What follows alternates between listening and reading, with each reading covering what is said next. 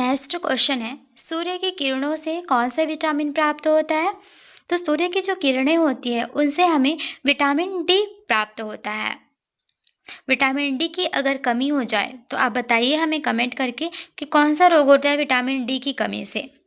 आगे बढ़ते हैं, कैल्सीफेरॉल किस विटामिन का रासायनिक नाम होता है? तो कैल्सीफेरॉल विटामिन डी का ही रासायनिक नाम होता है। विटामिन सी का रासायनिक नाम होता है एस्कॉर्बिक एसिड और विटामिन ए का रासायनिक नाम होता है रेटिनॉल। सभी याद रखेंगे, जितना भी एक्स्ट्रा फैक्ट बताया जा रहा है उसको भी साथ में आप ध्यान में रखते चलेंगे। नेक्स्ट क्वेश्चन है, रक्त का थक्का बनाने के लिए कौन से विटामिन उपयोग में आता है? तो रक्त का थक्का बनाने के लिए विटामिन के का उपयोग किया जाता है। नेक्स्ट है, विटामिन ए प्रचुर मात्रा में पाया जाता है। तो विटामिन ए प्रचुर मात्रा में आम में पाया जाता है। बेसिकली जो पीले जो फ्रूट्स होते हैं उनमें विटामिन ए पाया जाता है। गाजर में भी विटामिन ए पाया जाता है। नेक्स्ट है, विटामिन का आविष्कार किसने किया था? तो विटामिन का आविष्कार किया था फंक ने। अरस्तु को कहा जाता है जो विज्ञान का पिता। रॉबर्ट हुक ने किसकी खोज की थी? कोशिका की खोज की थी। आगे बढ़ते हैं, एंजाइम क्या होते हैं? एंजाइम मूलतः प्रोटीन होते हैं। आंसर ऑप्शन नंबर बी यहाँ पर राइट हो जाएगा। इसके लिए मैं भी एक सेंटेंस बोल रही हूँ, उसको सभी ध्यान से सुनेंगे। जितने भी एंजाइम होते हैं वो सारे के सारे प्रोटीन हो सकते हैं, लेकिन सारे प्रोटीन एंजाइम नहीं हो सकते। यहाँ पर देखिए, मान लीजिए ये है एंजाइम और ये है प्रोटीन। तो सारे एंजाइम जो प्रोटीन होंगे, लेकिन सारे की प्रोटीन एंजाइम नहीं होंगे। नेक्स्ट है, विटामिन ए संचित रहता है। तो विटामिन ए जो है वो कहाँ पर स्टोर रहता है? यकृत में, लीवर में स्टोर रहता है। नेक्स्ट है, सेल नाम किस जीव वैज्ञानिक ने दिया था? तो सेल जो नाम है इसकी खोज की थी रॉबर्ट हुक ने और इन्हीं के द्वारा सेल नाम दिया गया था, कोशिका नाम दिया गया था। नेक्स्ट है, कौन सी रचना जंतु कोशिका को वनस्पति कोशिका से विभेदित करती है?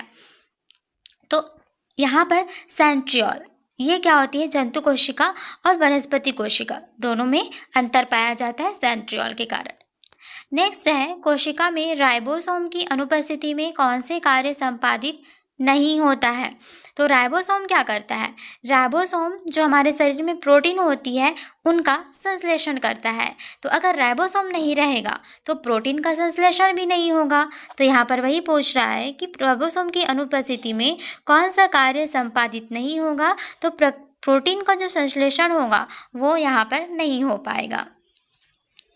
देखिए, राइबोसोम जो होता है वो प्रोटीन का संश्लेषण करता है, इसी कारण राइबोसोम को प्रोटीन फैक्ट्री भी कहा जाता है। नेक्स्ट क्वेश्चन की बात करें, कोशिका का ऊर्जा गृह किसे कहा जाता है? तो इसका आंसर हो जाएगा option number C, mitochondria. Mitochondria को कोशिका का ऊर्जा गृह कहा जाता है। नेक्स्ट है, निम्नलिखित में कौन सबसे बड़ा कोशिकांग है? तो इनमें से सबसे बड़ा कोशिकांग होता है प्लास्टिड। नेक्स्ट है, कोशिका में प्रोटीन संश्लेषण कहाँ पर होता है? तो थोड़ी देर पहले ही हमने डिस्कशन किया है कि प्रोटीन का संश्लेषण कौन करता है? राइबोसोम। इसीलिए राइबोसोम को प्रोटीन फैक्ट्री भी कहा जाता है। नेक्स्ट क्वेश्चन है, कोशिका को एक निश्चित रूप प्रदान करती है, जो सेल होती है उसको एक निश्चित रूप कौन प्रदान करता है? कोशिका भित्ति एक शेप देने का काम करता है और ये किस में पाया जाता है?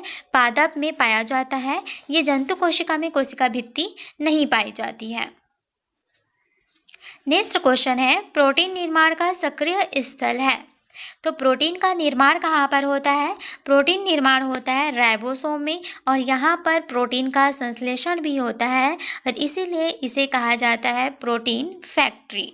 माइटोकॉन्ड्रिया को कहा जाता है कोशिका का ऊर्जा गृह और गोल्जी गाय को कहा जाता है ट्रैफिक पुलिस। नेक्स्ट है, कोशिकीय श्वसन का सक्रिय स्थल।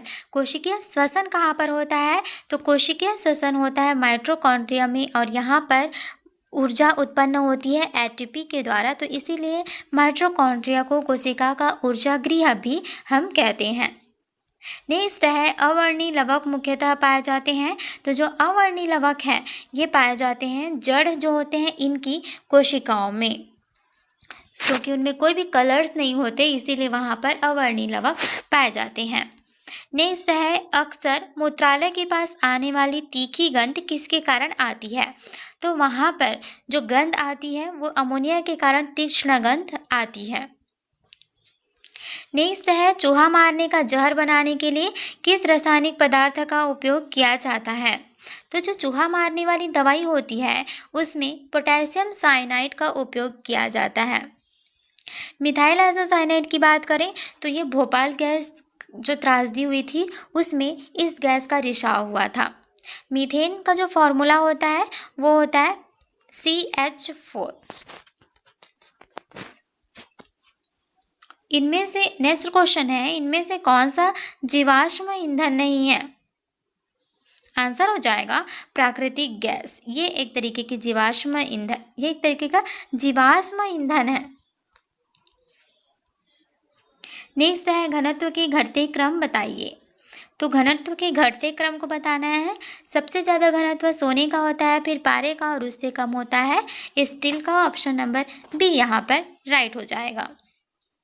नेक्स्ट क्वेश्चन है इनो को पानी में डालने पर कौन सी गैस निकलती है। तो इनो जो होती है उसको आप पानी पर डालते हैं तो उनमें गैस बनती है। देखिएगा वो गैस क्या होती है, वह कार्बन डाइऑक्साइड गैस होती है।